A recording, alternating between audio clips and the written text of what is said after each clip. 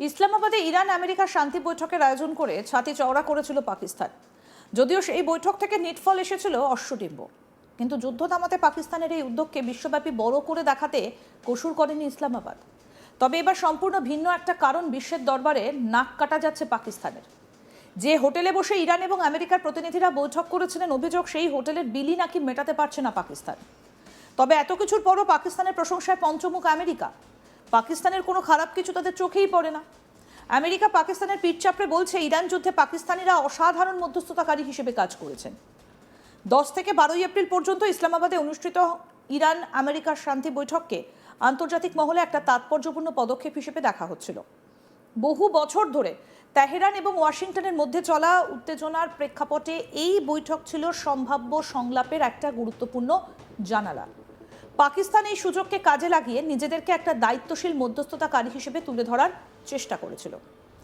বিশেষ করে দক্ষিণ এশিয়ার ভূরাজনৈতিক বাস্তবতায় পাকিস্তান দীর্ঘদিন ধরেই আন্তর্জাতিক কূটনীতিতে নিজেদের প্রভাব বাড়াতে আগ্রহী। ফলে এই বৈঠকের আয়োজনকে ইসলামাবাদ শুধুমাত্র একটা আনুষ্ঠানিক দায়িত্ব হিসেবে নয়, বরং নিজেদের কৌশলগত অবস্থান শক্তিশালী করার একটা মাধ্যম হিসেবেই দেখেছিল। এই উচ্চ পর্যায়ের বৈঠকটা অনুষ্ঠিত হয়েছিল ইসলামাবাদের অন্যতম বিলাসবহুল আবাসন সেরেনা হোটেলে।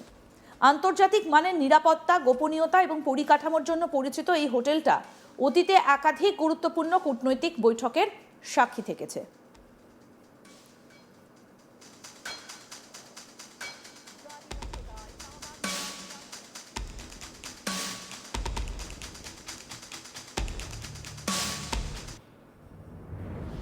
কূটনৈতিক সূত্রে জানা যায়, বৈঠকের আয়োজন, প্রতিনিধিদের থাকা, খাওয়া এবং অন্যান্য আনুষঙ্গিক খরচ মিলিয়ে একটা উল্লেখযোগ্য অঙ্কের ব্যয় হয়েছিল।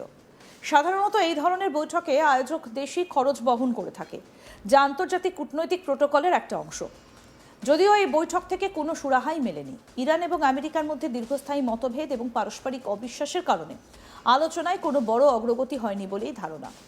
ফলে পাকিস্তানের এই উদ্যোগকে অনেকেই প্রচার বেশি, কাজ কম হিসেবে ব্যাখ্যা করছেন। তবে পাকিস্তান সরকার প্রথম দিকে এই বৈঠককে একটা ইতিবাচক পদক্ষেপ হিসেবে তুলে ধরতে চেষ্টা করে এবং আন্তর্জাতিক মহলে নিজেদের সক্রিয় ভূমিকা জোর দিয়ে প্রচার করে। কিন্তু বৈঠক শেষ হবার কয়েকদিনের মধ্যেই সামনে আসে এক চাঞ্চল্যকর অভিযোগ। দাবি করা হয় যে সেরেনা হোটেলে বৈঠকটা অনুষ্ঠিত হয়েছিল, সেই হোটেলের বিল এখনো পরিশোধ করেনি পাকিস্তান সরকার। আর এই অভিযোগ সামনে আসতেই সোশ্যাল মিডিয়া, আন্তর্জাতিক সংবাদ মাধ্যম আর কূটনৈতিক মহলে ব্যাপক আলোচনা শুরু হয়। অনেকেই প্রশ্ন তুলতে শুরু করেন, একটা আন্তর্জাতিক বৈঠকের আয়োজন করার মতো আর্থিক সক্ষমতা কি আদৌ পাকিস্তানের রয়েছে? অন্যদিকে আমেরিকার প্রেস সেক্রেটারি কারোলিন লেভিট সাংবাদিক বৈঠকে পাকিস্তানের ভূয়সী প্রশংসা করে বলেন, পাকিস্তানিরা অসাধারণ মধ্যস্থতাকারী হিসেবে কাজ করছেন এবং এই চুক্তিটা সম্পন্ন করার ক্ষেত্রে তাদের বন্ধুত্ব এবং প্রচেষ্টার আমরা সত্যিই প্রশংসা করি। রাষ্ট্রপতি মনে করেন পাকিস্তানিদের মাধ্যমে এই যোগাযোগ ব্যবস্থাকে আরও সুসংহত রাখা গুরুত্বপূর্ণ। কি বলেছেন কারোলিন লেভিট, শুনবো। I would just want to make one point that's important to the president. The Pakistanis have been incredible mediators throughout this process, and we really appreciate their friendship and their efforts to bring this deal to a close. So they are the only mediator in this negotiation. While there have been many countries around the world who want to offer their help, the president feels it's important to continue to streamline this communication through the Pakistanis, and so that's what continues to take place. বিতর্ক বাড়তে থাকায় hotel কর্তৃপক্ষের পক্ষ থেকে একটা ব্যাখ্যা দেওয়া হয়। জানানো হয়, আগা খান ডেভেলপমেন্ট নেটওয়ার্কের মালিকানাধীন এই হোটেলটা শান্তি প্রচেষ্টাকে সমর্থন জানিয়ে প্রতিনিধিদের থাকার ব্যবস্থা বিনামূল্যে করে দিয়েছিল। এই বক্তব্যে পরিস্থিতি কিছুটা শান্ত হবার বদলে বরং আরও জটিল হয়ে ওঠে, কারণ অন্য কিছু সূত্র দাবি করে যে সমস্ত খরচ হোটেল কর্তৃপক্ষ বহন করেছে, এমন দাবি পুরোপুরি সঠিক নয়। ফলে প্রশ্ন থেকেই যায়, আসলে খরচ কে বহন করেছে, পাকিস্তান সরকার নাকি হোটেল কর্তৃপক্ষ, নাকি আংশিকভাবে দুপক্ষই? পুরো ঘটনাটিতে সবথেকে বড় যে বিষয়টা সামনে এসেছে তা হলো স্বচ্ছতার অভাব। পাকিস্তান সরকার বা সংশ্লিষ্ট কর্তৃপক্ষের তরফে স্পষ্ট কোনো ব্যাখ্যা না পাওয়ায় বিষয়টা নিয়ে নানা জল্পনা শুরু হয়েছে। অনলাইন প্ল্যাটফর্মে এই নিয়ে নানা ধরনের মতামত ভেসে বেড়াচ্ছে। কেউ বলছেন এটা পাকিস্তানের আর্থিক সংকটের প্রতিফলন, আবার কেউ মনে করছেন এটা অতিরঞ্জিত বা রাজনৈতিক উদ্দেশ্য প্রণোদিত প্রচার। এই বিতর্কে এমন এক সময় সামনে এসেছে যখন পাকিস্তানের অর্থনীতি চরম সংকটের মধ্যে দিয়ে যাচ্ছে। বৈদেশিক মুদ্রার রিজার্ভ কমে যাওয়া, মুদ্রাস্ফীতি বৃদ্ধি এবং আন্তর্জাতিক ঋণের চাপ, সব মিলিয়ে দেশের আর্থিক অবস্থা অত্যন্ত শোচনীয়। এই প্রেক্ষাপটে হোটেলের বিল পরিশোধ নিয়ে বিতর্ক অনেকের কাছেই বিশ্বাসযোগ্য বলে মনে হচ্ছে। কারণ ইতিমধ্যেই বিভিন্ন ক্ষেত্রে খরচ কমানো, আর্থিক সংকোচনের পথে হাঁটতে বাধ্য হয়েছে পাকিস্তান সরকার। বিশেষজ্ঞদের মতে এই ধরনের বিতর্ক একটা দেশের কূটনৈতিক ভাবমূর্তির ওপর নেতিবাচক প্রভাব ফেলতে পারে। আন্তর্জাতিক বৈঠকের আয়োজন শুধু রাজনৈতিক সদিচ্ছা নয়, তার সঙ্গে জড়িয়ে থাকে আর্থিক এবং প্রশাসনিক সক্ষমতার প্রশ্ন। যদি সত্যি বিল বকেয়া থাকার ঘটনা প্রমাণিত হয়, তবে তা পাকিস্তানের পক্ষে একটা অস্বস্তিকর পরিস্থিতি তৈরি করতে পারে। ভবিষ্যতে এ ধরনের বৈঠকের আয়োজন বা আন্তর্জাতিক সহযোগিতা পাবার ক্ষেত্রেও এর প্রভাব পড়তে পারে বলে মনে করা হচ্ছে।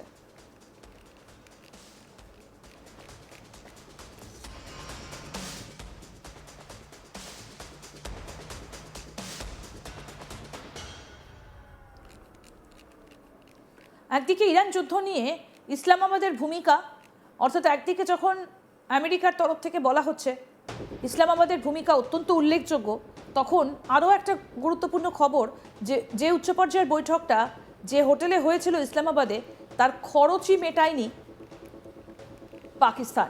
ইসলামাবাদে ইরান আমেরিকা শান্তি বৈঠকের আয়োজন করে রীতিমতো ছাতি চওড়া করেছিল পাকিস্তান। যদিও সেই বৈঠক থেকে নিটফল এসেছিল অশ্বডিম্ব, কিন্তু যুদ্ধ থামাতে পাকিস্তানের এই উদ্যোগকে বিশ্বব্যাপী বড় করে দেখাতে কসুর করেনি ইসলামাবাদ। এবার একটা ভিন্ন কারণে বিশ্বের দরবারে নাক কান কাটা যাচ্ছে পাকিস্তানের। যে হোটেলে বসে ইরান এবং আমেরিকার প্রতিনিধিরা বৈঠক করেছিলেন, অভিযোগ সেই হোটেলের বিলই নাকি মেটাতে পারছে না পাকিস্তান। তবে এত কিছুর পরও পাকিস্তানের প্রশংসায় পঞ্চমুখ আমেরিকা। পাকিস্তানের কোনো খারাপ কিছু তাদের চোখেই পড়ে না। আমেরিকা পাকিস্তানের পিঠ চাপড়ে বলছে, ইরান যুদ্ধে পাকিস্তানিরা অসাধারণ মধ্যস্থতাকারী হিসেবে কাজ করেছেন।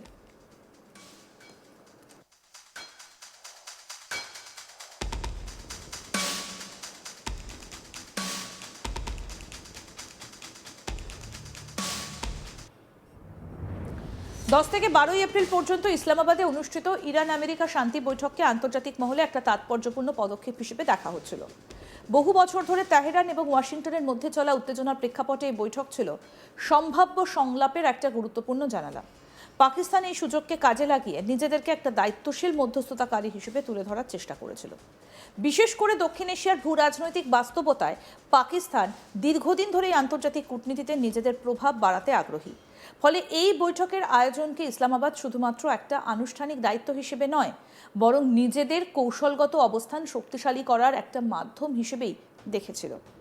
এই উচ্চ পর্যায়ের বৈঠকটা অনুষ্ঠিত হয়েছিল ইসলামাবাদের অন্যতম বিলাসবহুল আবাসন সেরেনা হোটেলে।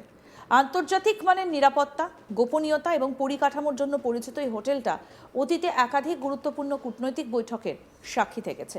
কূটনৈতিক সূত্রে জানা যায়, বৈঠকের আয়োজন, প্রতিনিধিদের থাকা খাওয়া এবং অন্যান্য আনুষঙ্গিক খরচ মিলিয়ে একটা উল্লেখযোগ্য অঙ্কের ব্যয় হয়েছিল। আর সেটা নাকি এখনও মেটাতেই পারেনি পাকিস্তান। আরও আপডেট পেতে দেখতে থাকুন আজ তাক বাংলা। সাবস্ক্রাইব করুন, নোটিফিকেশন পেতে বেল বাটন অপশন প্রেস করুন।